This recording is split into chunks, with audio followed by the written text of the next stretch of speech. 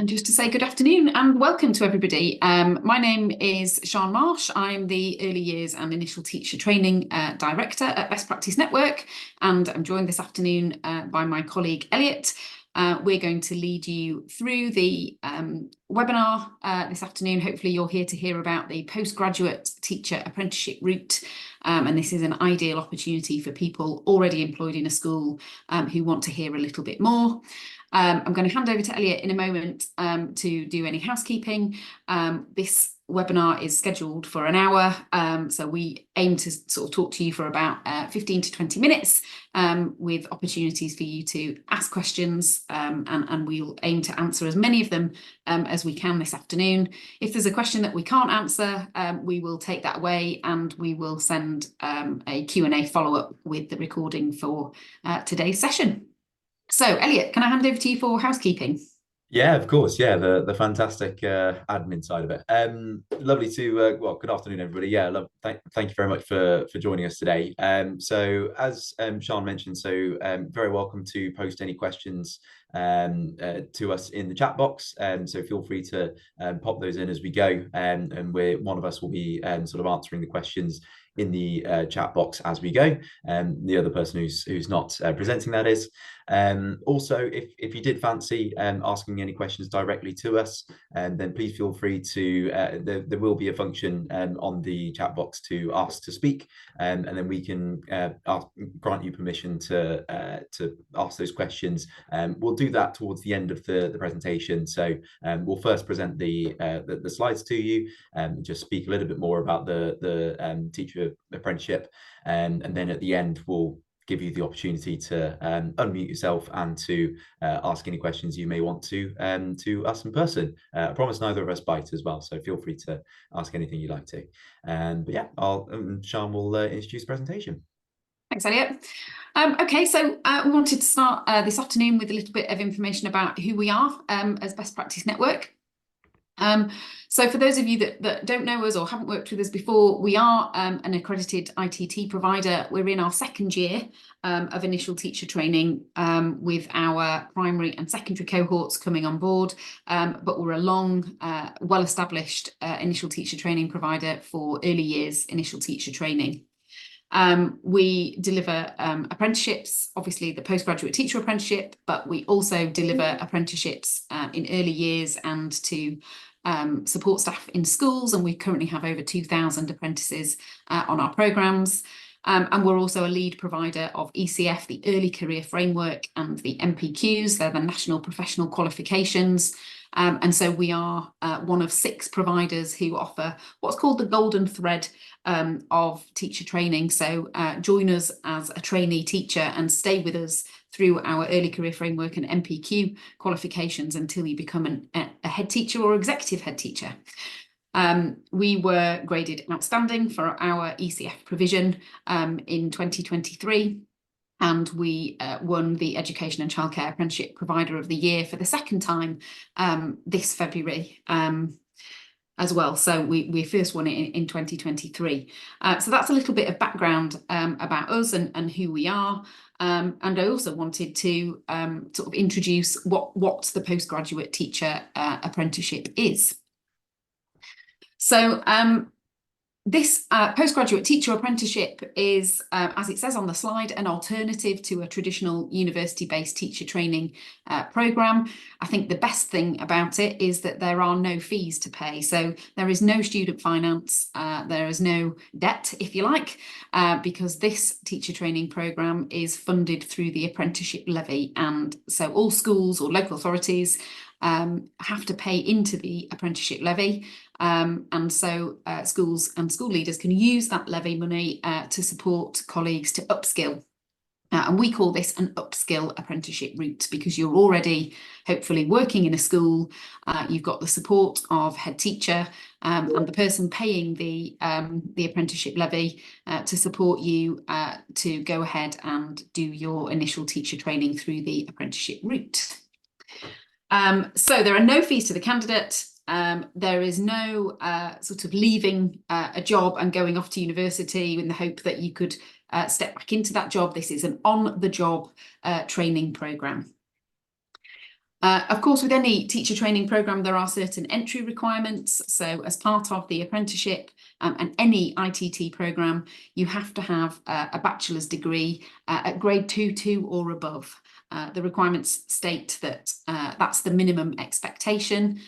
We do, as an ITT provider, have some discretion, and we are able to look at applicants who've got a third-class degree, and that's usually considered alongside other recruitment activities that we have going forward. You have to have GCSEs grade 4 or grade C or above in English and maths, and if you're wanting to specialise in primary, you also have to have a GCSE or the recognised equivalent in science.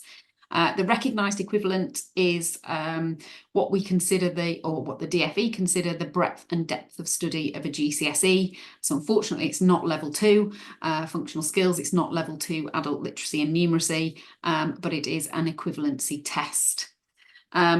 For the apprenticeship, you also have to have the right to work and study in the UK. We need to see a valid visa or passport with that. And you have to have had 3 years residency in the UK to be accepted onto an apprenticeship. And your visa has to be valid for the duration of the apprenticeship, including what's called the endpoint assessment, which is at the end of the training programme. And we'll come on to that in a moment.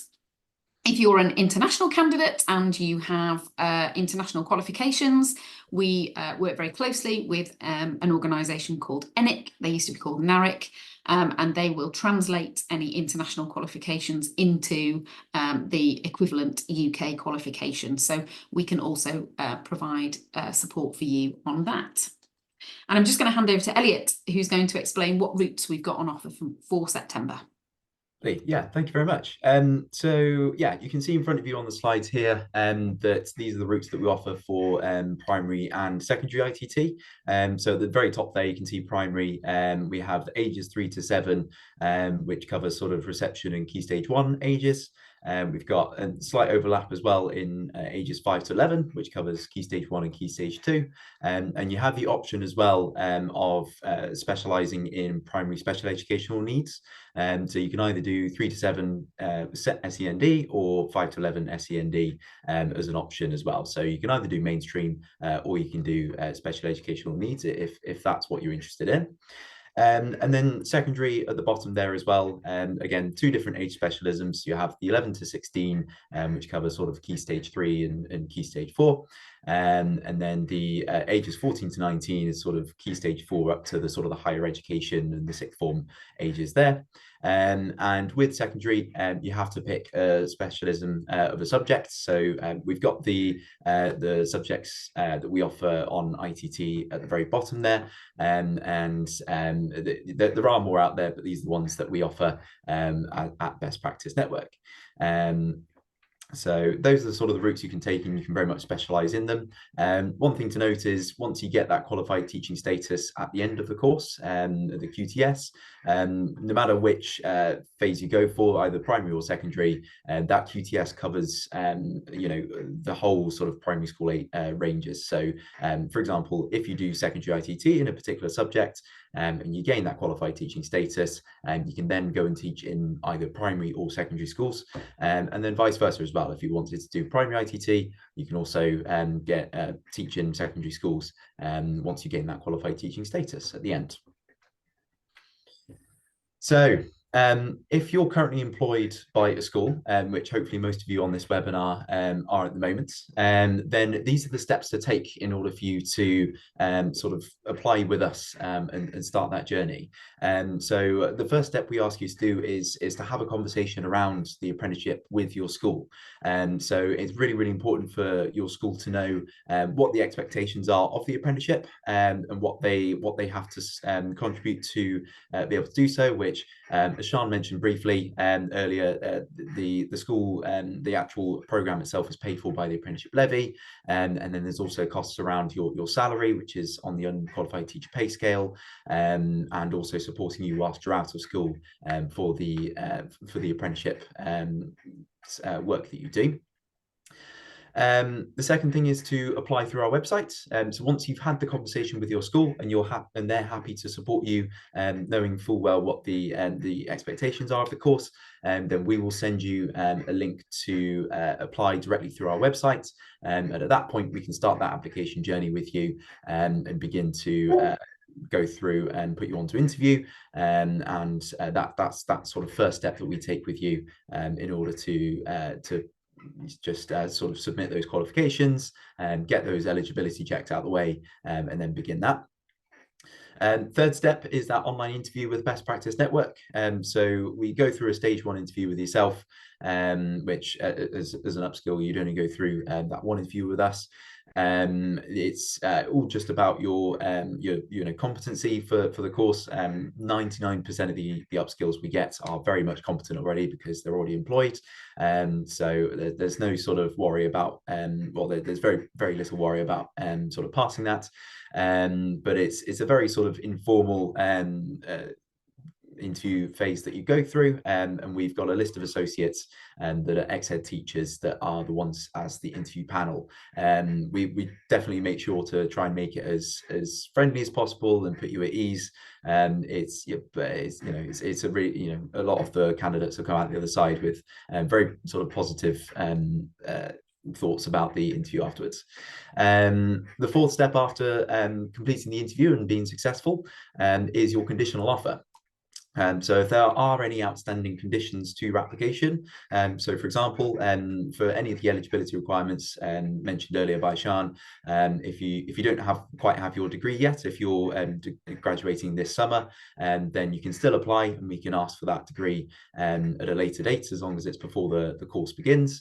And then likewise, if you're working towards getting a GCSE English, maths or science, and you haven't quite got that yet, you can still apply, and that can form part of your conditional offer to see those GCSEs before the course begins in September.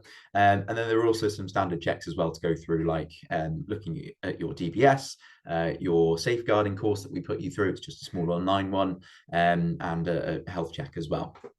So that forms your conditional offer, and all of those conditions would need to be completed before the course starts in September. And then the last fifth and final step on the list there is the enrollment process. The onboarding process begins.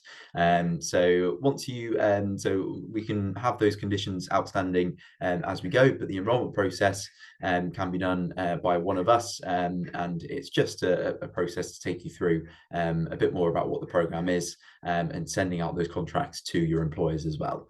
I forgot to mention as well, there are a couple of buttons at the bottom of the page there. If you wanted to click directly to apply to one of our 2 courses there. So you've got primary and primary centres as one application portal, and then the secondary application portal is down at the bottom there. So if you're part of this webinar, please feel free to click those now if you wanted to find out a bit more about how to apply. But if not, then we'll send it as part of those that have registered as well. So this is just a brief overview as to how the course is delivered as well. So it's broken up into the 4 terms, and we've got a small induction phase as well shortly before the course begins. So the induction begins with a 2-hour webinar just before the course begins in September. So that will be August, which is the very end of August, on Thursday the 29th, in fact, just to take you through what's to come. We then have term 1, which is all about the school-based training, is where you're a part of your employed school, and you sort of begin the program. You get to understand the elements of what's to come, and all of the program is taught through a blended learning model. So we've got sort of webinars for you to attend, the curriculum enhancement days.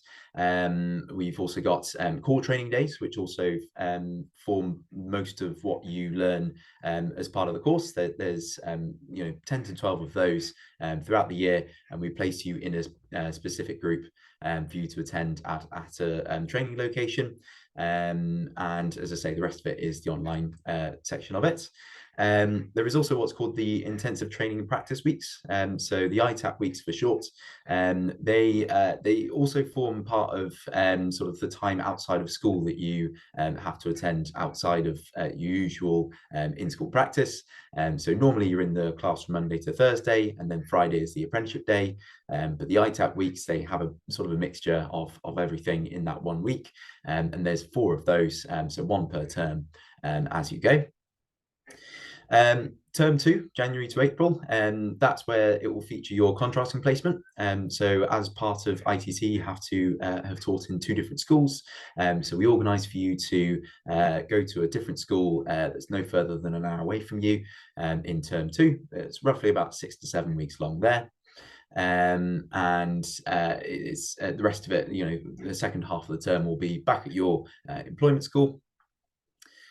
Term 3 is sort of, again, part of your school-based training at your employment school, but this is where the summative assessment will begin, and that's where you go through the gateway entry for the apprenticeship at the end, and you'll also go through sort of module 6, which is that professional development and working towards being an ECT towards the end of the course. And then term 4, which goes into sort of the academic year of 25, that's where you'll go through the gateway meeting, and you'll be ready for your endpoint assessment, which is towards the end of the course, that will finish sort of sometime between September 25 and November 25. So there's lots of really good program elements to it, and you've got the blended learning model, so it's a little bit face-to-face and a little bit online as well. Thanks, Elliot. So obviously, the next intake is for September 2024. It's we wanted to say it's not too late. We are still taking applications until the end of this month. So you've got that opportunity to go back into school to have those conversations with line managers, with head teachers, or the relevant person who makes that decision about apprenticeship levy spend.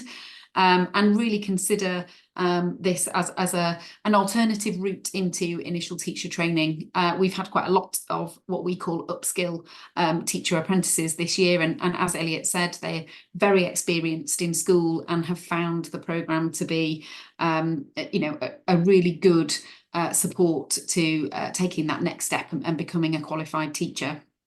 Couple of sort of key facts from the things that Elliot was saying, and just sometimes questions that we get asked. You do have to be employed on the unqualified teacher pay scale. That is a condition of the apprenticeship, and that pay has to be in place for the duration of the apprenticeship. And as Elliot said, this is slightly different to a traditional initial teacher training route that may start in September and finish in July, because this apprenticeship spans 4 terms. So the apprenticeship rules are that you have to be, as a minimum, on an apprenticeship for a year and a day. So we go through the programme from September until the following September, when, as Elliot said, the gateway takes place and the endpoint assessment happens, and that happens in term 4. And so that's where it's slightly different to a traditional ITT route. Other questions we sometimes get asked are around that contrasting placement, because obviously we know that you're employed in a school, but the ITT criteria, and that it's not just for apprenticeships, that's any initial teacher training route that you're on. The criteria state that you have to have assessed experience in 2 schools. So you have to have that contrasting school placement. And the assessed experience is about being assessed against the equivalent of, well, the ITT curriculum and eventually the teacher's standards. So we work very closely with we have a placement team, and we will find you a contrasting placement if you work in a multi-academy trust, or you're in with a local cluster of schools. Sometimes we can arrange swaps in a sort of neighbouring school, or if we've got 2 apprentices in the same trust, we can do a sort of swap between them. We can't always guarantee that, but we do our best to do that for you. And as Elliot said, it's Monday to Thursday in school, and Friday is your apprenticeship day. That's what's called your off-the-job training. So within an apprenticeship, everybody has to have 20% of their time engaged in off-the-job training. So we call that centre-based training. That's when you come to us as the ITT provider. You have all of the input, the delivery, the theory, the research, the evidence base behind our ITT curriculum. And as Elliot said, that's delivered either through one of our 12 core training days or our subject and curriculum enhancement sessions. So it's really important that head teachers and those people supporting you in school understand that every Friday you are essentially not in school with children, you are spending the day with us on your apprenticeship. Support that you get from us as an apprentice, you get, so there's a mentor in school, so school will identify a school-based mentor who'll support you on the programme. The Department for Education pay a certain amount of funding to the school to release that mentor to support you during the year. You also get a personal tutor from Best Practice Network. That's an apprentice tutor. They are all sector experts serving or recently come out of school themselves. And they stay with you from the induction period all the way to when you get recommended for QTS and have your endpoint assessment. They come into school, they'll observe your teaching, they'll set teaching targets, they will work with you to review your progress each term, and they will work with both you as the apprentice and your mentor in school to complete the recommendation for qualified teacher status. You also have the support of myself, Elliot, and our wider initial teacher training team. You will meet a team of facilitators who will deliver the core training days, and we have heads of primary and secondary education who will also provide support to the whole cohort. So there's an awful lot that goes into the apprenticeship. We think it's a fantastic opportunity for people starting their career. So we really hope that you will consider it as a route into initial teacher training. A couple of things you need: employment in a school and the support of your school to undertake that, and we can help with the rest, essentially. So I think that brings us, Elliot, about to the end of our presentation. And it's an opportunity for you, really. The chat is open. Please feel free to post anything in the chat, or as Elliot said at the beginning, if you're confident enough and you want to come off mic and ask us a question directly, please feel free to do so. And we can see a couple of questions popping in already. Oh, Kaylee's asked a really good question. If we've got GCSE certificates but were achieved a long time ago, and you're not very confident in a specific subject, do we offer support? We absolutely do. So part of the induction process on our training programme is you complete what's called a subject knowledge audit. So that's where we'd be looking at either the subject you're specialising in, if it's secondary, or in primary, it'll be looking at your subject knowledge across the national curriculum subjects. We give you that opportunity to self-assess, and then the programme itself will support you to address any development needs. So we build a bespoke training plan with you based on your own skills and subject knowledge. If it's English and maths, we as an ITT provider have a requirement from the Department for Education to maintain what they call your fundamental skill level in English and maths, and that's basically maintaining that you're still working at GCSE level in English and maths. And so for English, there's loads of opportunities to demonstrate that through presentations, through written reflections that you do as part of your work. And in maths, we follow a scheme called BKSB, which gives you that opportunity to do a diagnostic and then dip into any particular units for maths as and when the need arose. Elliot, I think I saw a hand up. I don't know if it's still up. Was it Layla? I'm not sure. Yeah, it went down, but it was for Layla. Yeah, so there we are. I can ask you to unmute there, so feel free to unmute yourself and speak, Layla. Hi, I also posted my question in the chat. Okay.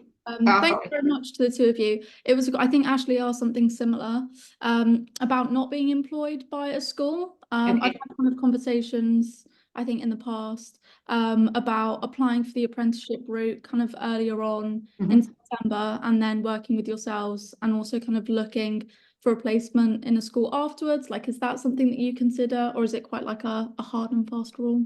No, so we have so this is the apprenticeship route. We also offer what we call our fee-funded route. So that is a kind of traditional student finance. We find placements in schools. We have a smaller number of fee-funded candidates this year, but touch wood, they are pretty much all employed for September. Some of them have got jobs in the schools they did their placements in. Others, we've supported them with interviews and applying for vacancies. It's important to know that at this late stage in the school year, we only have a set number of vacancies left for schools across the country, because nationally, if you wanted to resign as a classroom teacher, the last date in which you could resign for September is the 31st of May. So teachers, that resignation period has ended, and we've had a little bit of time to see whether schools have got vacancies. As I said, we do have a couple of vacancies. So if this is not right for you this year, it might be that you want to, I think, Layla, what you were saying is get some experience in a school. We can support with that. We have a sister company called Teaching Personnel, who can help to place people in schools on a sort of TA supply contract. So you could gain experience and then apply to us for September 25. Where we will do our best to match you with schools in your area who might have a vacancy that comes about. So a couple of options there. If you're not employed, you could consider our fee-funded route. If you are employed, or if you want to gain experience, we can help you to find that experience in school and then support you the following year. Just important to say that I don't know if anybody on the call has an interest in secondary. And if you were interested in fee-funded on our secondary programmes, they carry a bursary. The primary, unfortunately, doesn't. But in the secondary subjects that Elliot had on the slide, there is a bursary via the fee-funded route. So, for example, if you want to become a secondary chemistry teacher, there's a £28,000 tax-free bursary that comes along with that. So that kind of offsets for some people the initial fees with student finance, but we can talk to you on a case-by-case basis if that's something that you're interested in. I'm just going to scroll back up if that's okay.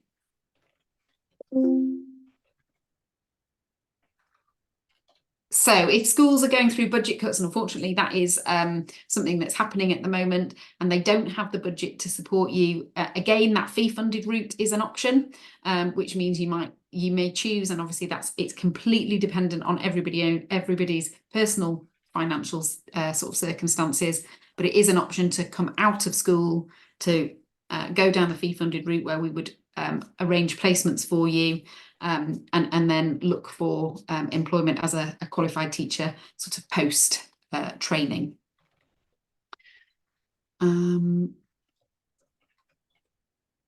Okay, so we've got somebody who's working, Monica, thanks, in primary school and needs a GCSE in science. So we can accept an equivalency test for science. We can link you with an organisation that we work with called equivalencytesting.com, and they offer a discount for Best Practice Network trainees. Elliot will be able to provide you with the details for that. My advice to anybody who does need to do science is that if English was a particular strength at school, you might choose to do biology because we can accept a single science subject. So for those people who found maths more challenging, sometimes biology is a little bit easier to get your head around and sort of revise. The way it works with equivalency testing is you can go away, you can revise on things like BBC Bite Size, and then you sign up and you go and take the equivalency test. And we will accept those certificates. It becomes, I think, as Elliot was saying, a condition of any offer that we make to you. It just has to be in place by September. Yeah. And sorry, Elliot, did you want to say something else about that? That's okay. I'll just say, Monica, I'll follow up with you after this. I'll send you an email to the link to the equivalencytesting.com site that Sean mentioned there. If anybody else on the webinar also would like to have a look at those links to equivalency testing, then feel free to let me know in the chat, and I'll follow up with your email after this. That's not a problem at all. If the GCSE science is not kind of done, if I didn't pass the exam by September, if I get the get a conditional offer, is there a problem, or it has to be done by, it would have to be done by the end of September. It is possible though. It's not something that the school shuts down and no, and they run all the way through the summer. Yes. Oh, fantastic. Okay, great. Yes. Thank you. No problem. No worries. Kaylee's asked a couple of questions. I think I can address them both at the same time. So, contrasting placements, you have the option to find a contrasting placement yourself and make suggestions to us. One thing that we have to do as the ITT provider is make sure that your contrasting placement is good or outstanding in its last Ofsted. And we also enter into what we call a placement agreement with that school, because the contrasting school can also access funding for mentor training. So if you're going to have a mentor in your placement school for 6 weeks, the placement school can access funding from the DFE, and we pay the contrasting school to a nominal fee really to support you with your placement. And Kaylee's saying that if she's doing primary 3 to 7 SEND, would the contrasting placement, could it be in an early years setting? So when you're specialising in our SEND pathways, the DFE are very clear that if you are employed in specialist provision, a SEND school, or a school with a specialist unit attached to it, that would be the majority of your placement, but your contrasting placement would have to be in a mainstream school. It would be possible, Kaylee, to look at early years, because the other thing we have to do by the time we make the recommendation for qualified teacher status is we've got to be confident that you've had experience teaching across 4 consecutive year groups, and early years would cover that within the 3 to 7, but it would be a mainstream primary. Elliot, I think that's everything in the chat so far. Yeah, I agree. Yeah.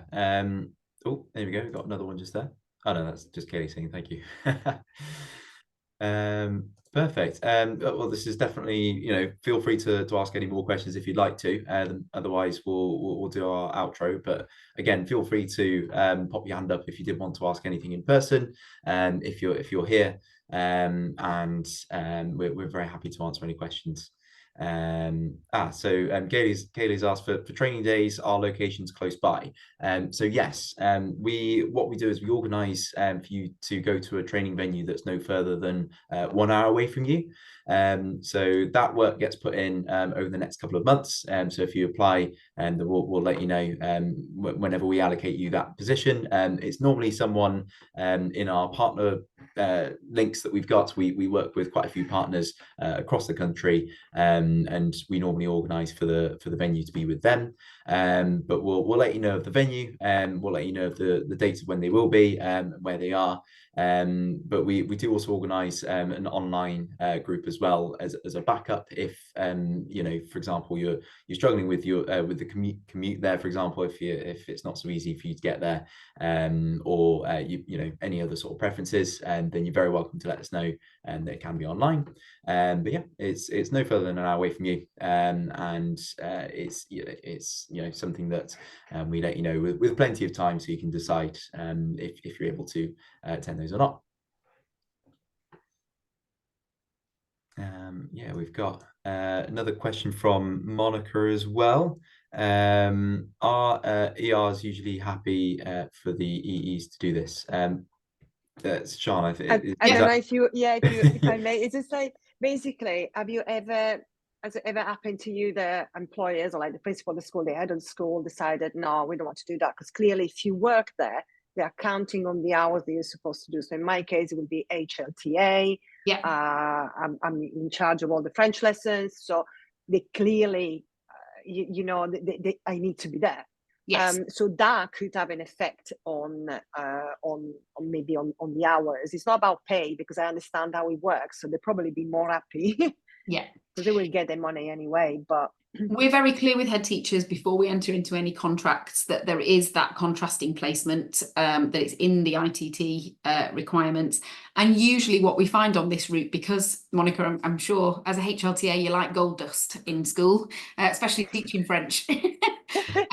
And what we find is that head teachers really want to invest in their staff to retain them. yeah, and my school wants, they are an outstanding, so Yeah. they're absolutely lovely, but I'm being worried because Yeah, so sometimes it's difficult, and that's why we put it in that term 2 in January, because obviously you've had that time at the beginning of the academic year. It also gives the school a little bit of time to plan. They know it's coming, and as I said, if we've got somebody in your area, we would aim to do a swap if we can. oh, fantastic. Okay, because obviously with SATs and everything for year 6, that could create a problem because, as you know, from February, that's when they start. So Yes. Yeah, we keep it to the minimum that we can within the rules. Sure. So 6 weeks, it's usually a 6-week placement. Yeah. But yes, we would make sure that the head teacher fully understood that before they signed the contract to say they'd support. Okay. So it is basically rarely that the head teacher will say no if you planning to. Yeah, when they want, especially if they are willing to invest in their Exactly. in their employee. Yeah. Exactly. Yes. Thank you. Yeah. Thank you. No problem. Perfect.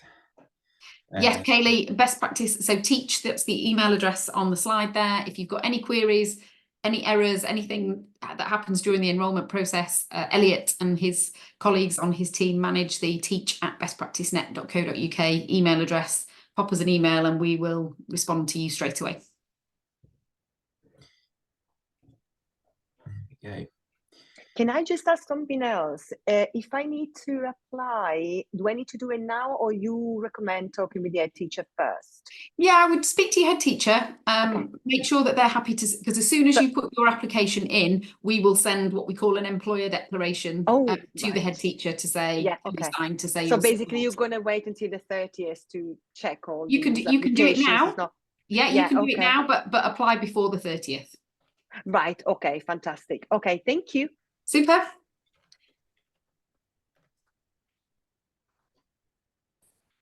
Okay, thank you very much. I don't think we've got any other questions. Thanks for joining us on a Thursday afternoon. I hope the sun's shining where you are. It's just about to rain, I think, where I am.